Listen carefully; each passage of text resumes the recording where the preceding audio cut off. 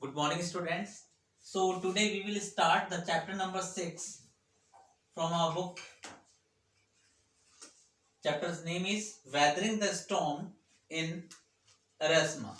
Ersama अर्थात एरसामा में तूफान का पक्षी हुआ और ये चैप्टर लिखा गया है हर्ष मैंडर के द्वारा. So, let's start with the introduction part of this chapter.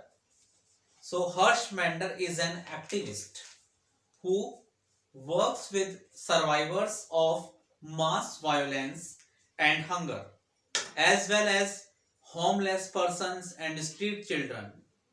Weathering the Storm in Arsama narrates the adventures of a young man, Prashant, who survives a fierce storm. The chapter narrates how he, along with other survivors, helped so many homeless and orphaned children come back to normal life.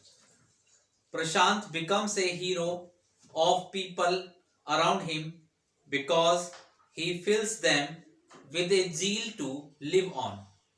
Now we will start this chapter summary. First, we will discuss about the summary of this chapter in English.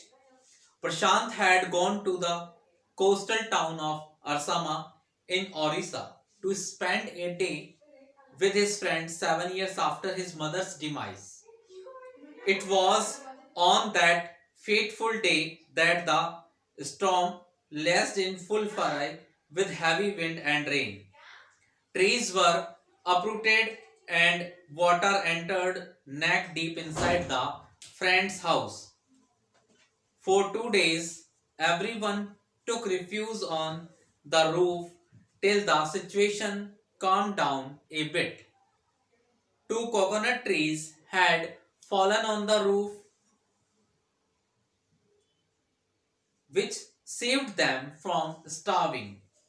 On the third day, although everyone tried to pursue to stay for a few more days as the situation had not fully settled, he was determined to move ahead using a stick to guide him.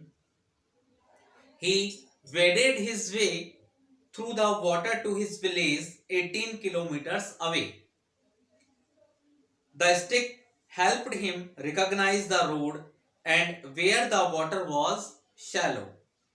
At one point, he made two friends of his uncle and then they traveled together. They were shocked to see the catastrophic effects of the cyclone. They saw bodies of humans and his animals which they had to push away. When Prashant reached his village, Kalikuda, he was numb. Nothing was as it used to be. Everything was swept away. His heart ached to see his family. He decided to go to the Red Cross shelter.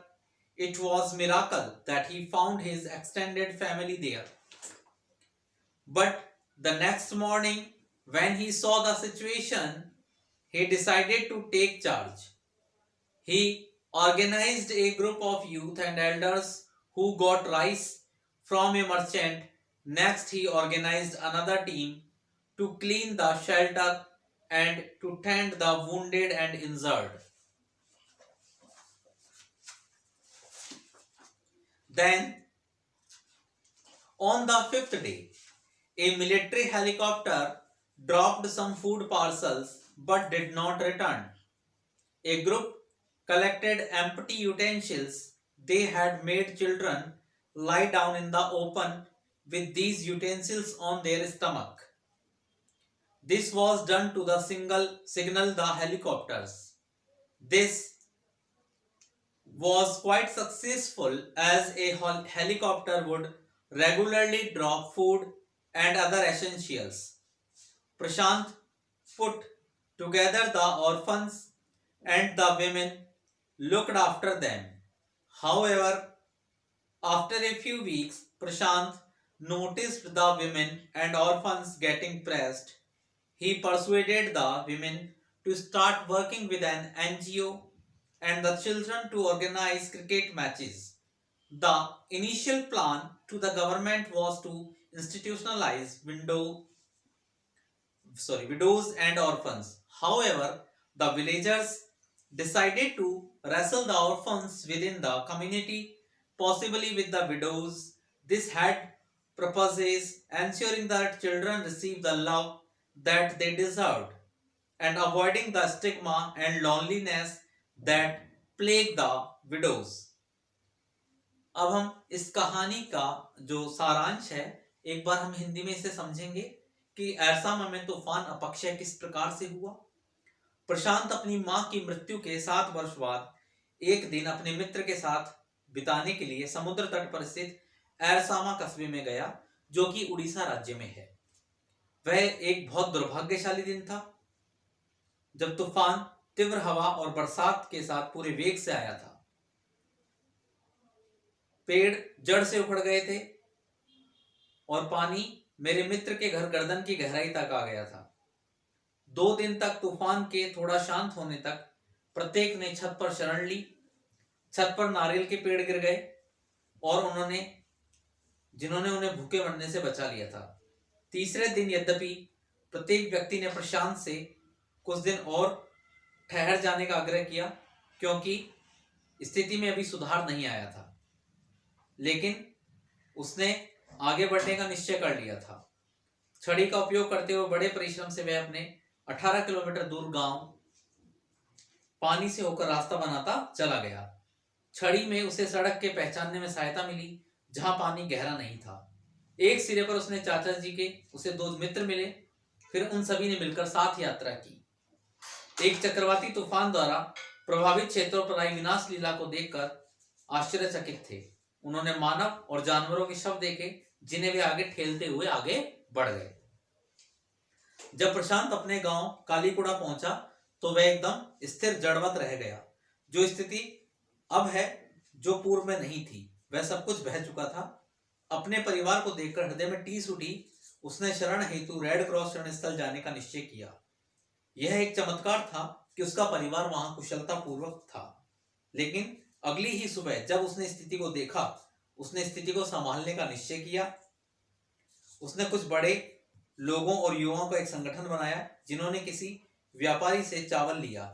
अगली बार उसने जब दूसरे दल का संगठन तैयार किया, उन्होंने आश्रय स्थल की सफाई और चोटग्रस्त और जख्मी लोगों की सेवा की। 5वें दिन एक सेना के हेलीकॉप्टर ने भोजन के पैकेट डाले, परंतु दोबारा नहीं लौटा। फिर एक समूह ने खाली बर्तन एकत्र किए।